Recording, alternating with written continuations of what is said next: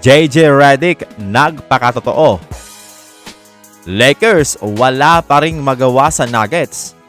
Walang nagawa ang Lakers nang umarangkada ang Denver Nuggets sa 3rd quarter at 4th quarter, kaya naman tinalo sila sa score na 127-102. Maganda ang simula ng Lakers, mapa-depensa man o opensa. Si Austin Reeves bumawi sa kanyang bad game versus Orlando Magic dahil 1st quarter pa lamang ay naka 12 points na agad ito. Pero isang kapansin-pansin mga amigo, si Anthony Davis na talagang hindi pumapasok ang kanyang mga tira, naka 2 points pa lang.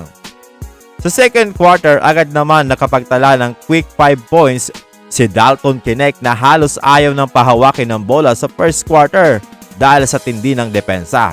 Si LeBron na may 4 points sa 1st quarter ay dito na bumira ng 9 points sa 2nd quarter at sa wakas si AD naka-score na rin ng 7 points. Lamang ang Lakers ng 6 points sa pagtatapos ng first half, 63-57. Subalit pagdating sa 3rd quarter, dito na nangyari ang disaster para sa Lakers.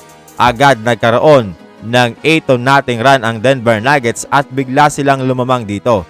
At higit pa doon, parang napakadali lamang umiscore ng Denver Nuggets, shooting 15 of 22 from the field. That is 68.2% at 55.6% naman from 3-point area. Samantalang ang Lakers ay tumitira lamang ng 25% from the field at 25% from beyond the arc. Grabe kaalat mga amigo ang shooting ng Lakers na halos parang walang gustong tumira dahil inaasa lamang kina LeBron at AD ang opensa na hindi rin maganda ang shooting. Si AD 1 of 7 from the field at si LeBron ay 1 of 5 lamang from the field.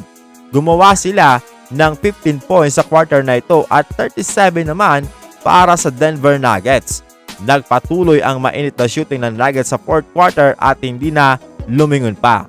Dahil dito may 13-1 record ang dalawang team na ito pabor sa Denver Nuggets simula pa ng 2023 playoffs at sa regular season mga amigo. Si AD ay umiscore lamang ng 14 points, 10 rebounds, 3 steals at 2 blocks, shooting 6 of 19 from the field. Ito na rin ang pinakamababang puntos na naitala niya ngayong season. Kitang-kita na kulang sa competitive energy ang Los Angeles Lakers at pag nakakashoot ang Nuggets, halos hindi man lang sila agad bumababa para i-set up naman ang kanilang opensa. Mahirap talaga manalo ang Lakers dahil lahat ng area ay lamang ang Nuggets. Mapa-shooting man yan, rebounding at assist mga amigo ay pumapabor talaga para sa kanila. Walang magawa ang Lakers na depensa para kay Nikola Jokic na nakapagtala ng 34 points. Ayon pa kay Rui Hachimura, masyado silang relax sa 3rd quarter. Pero ayon dito kay JJ Redick, wala daw doon ang competitive spirit ng Lakers. Well, tama naman dito si Coach JJ Redick. Di mo talaga makita ang espiritu na gustong manalo ng Los Angeles Lakers dahil very passive sila at hindi makahanap ng high percentage shot. Higit pa doon, masyadong maliit sila para kay Nikola Jokic na wala din ang switching ng depensa sa 1st quarter dito sa 2nd half.